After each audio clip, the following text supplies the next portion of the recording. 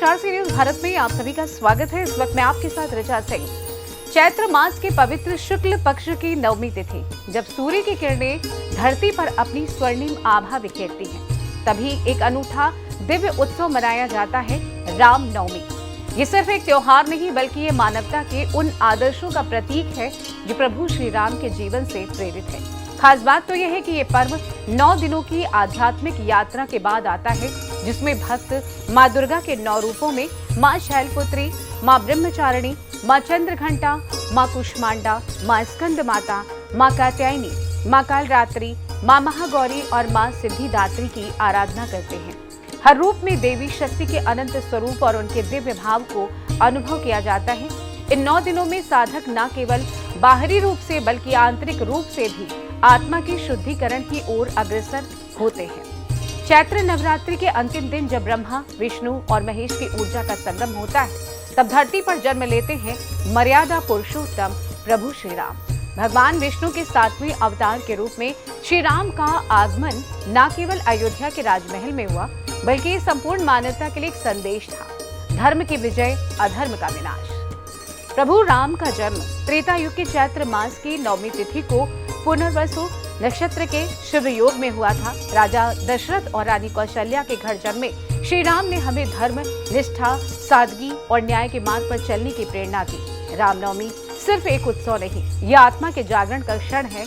इस दिन प्रभु राम के नाम का जाप करने मात्र से ही मनुष्य के जीवन में सुख, शांति और समृद्धि का संचार होता है।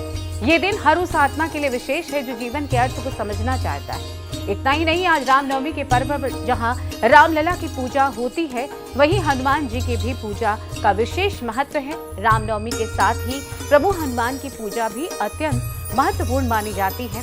हनुमान जी के हृदय में हमेशा राम और सीता विराजमान रहते हैं। उनके चरणों में ही राम की प्रेम और शक्ति का संचार होता है। इस दिन हनुमान जी को ध्वज फहराना और राम के नाम का जाप करना आत्मा को उच्चतर चेतना के स्तर तक पहुंचाता है। वही रामनवमी की बात हो और अयोध्या का नाम ना लिया जाए, ऐसा कैसे हो सकता है।